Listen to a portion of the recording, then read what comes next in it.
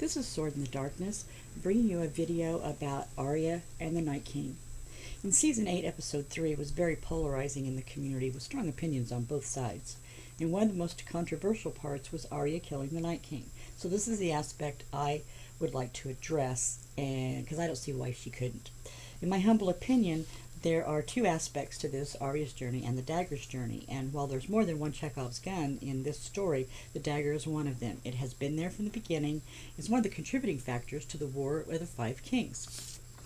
We saw it with the cutthroat who sent to kill Bran. We saw it with Roderick and company in the Godswood when Roderick pointed out that the blade was Valyrian steel and not a weapon of cutthroat, so someone must have sent him and armed him for the task. Then we saw it with Cat in Littlefinger's brothel, where she tried to determine who it belonged to, and Littlefinger continued to weave his web of deception. Then it was followed by the Ned, when he spoke to Littlefinger about the Gold Cloak's loyalty, and Littlefinger was spun around and pointed it at him. Again, deception on all sides. Then Ned packed it, and that was all in Season 1. Then it disappears from the story, and presumably its purpose was achieved, but then out of sight, out of mind. Then, Season 7, we see it again in a very old book that Sam is reading. Sam comments on the Targaryen's use of dragonglass for decoration, not knowing its value. And we say, oh, I remember that, and it's first brought back to our attention, for some reason.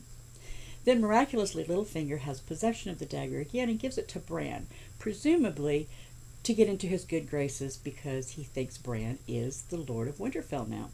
Then finally the dagger finds its home with Arya. Did Bran give it to her because he knew she would save him in the realm? Perhaps. The idea that Bran moved chess pieces around where he needed them to achieve his goal is not without merit. So it's possible that he knew when he gave her the dagger, he could have given it to anybody, but he gave it to her.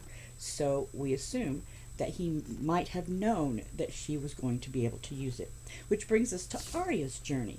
And she's been training since day one, then when she met Syrio Forel, not trained to kill the Night King specifically, but all the training and insight she received from Syrio and other teachers along the way who certainly have helped her to survive.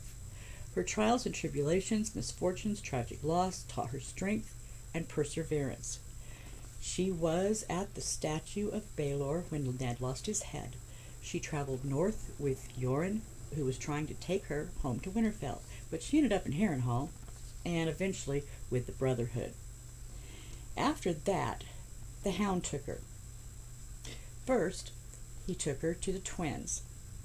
Possible ransom there, but it arrived in the midst of the Red Wedding. Then he took her to the Vale, hoping, again, for ransom, only to find out that Lysa was dead. So, no ransom. Then she ended up in Braavos and spent time with Faceless Men training, which stripped her emotionally down to the bone, but instead of making her no one, she found herself. The girl is Arya Stark and she is going home, and she learned a few tricks along the way, with Syrio's words repeating in her head to guide her. Fierce as a wolverine, quick as a snake, calm as still water, quiet as a shadow, and most important of all, never do what they expect.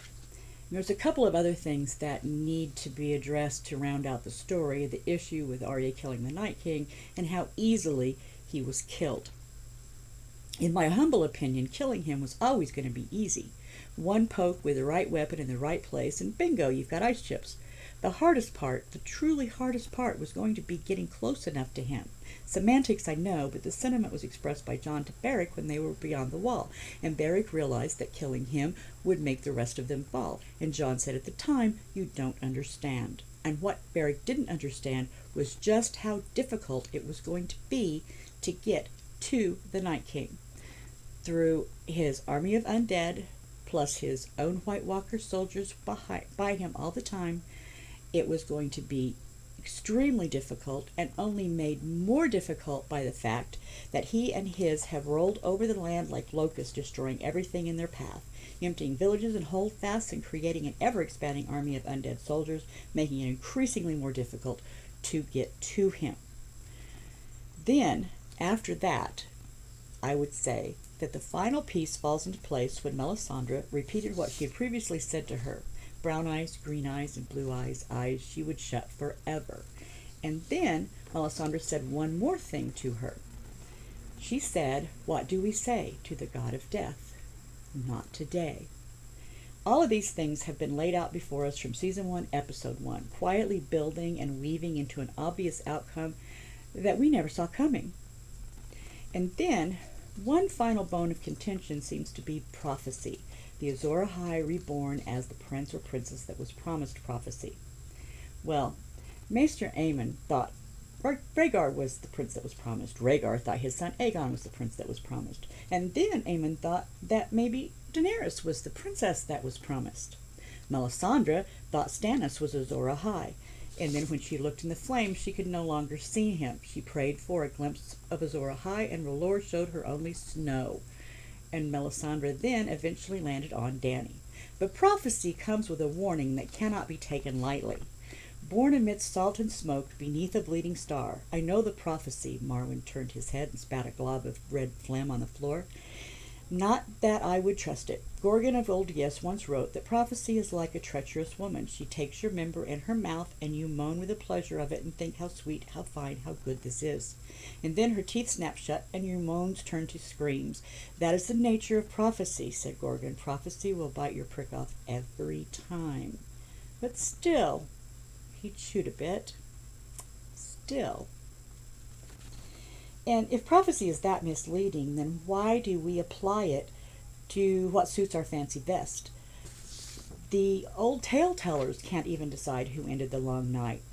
Hakum the hero, Azor Ahai the last hero. It's where you lived. It's in our nature to want answers, to want satisfying finishes. But everyone has a different idea as to what makes a satisfying end.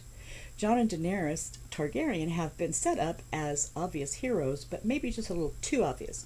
While Daenerys can be considered a little gray, Jon Snow is white hat through and through, and white hats usually only win in old westerns and romances. So while Arya does not seem to meet the criteria of the princess that was promised, she was a viable candidate to stick the Night King with the pointy end.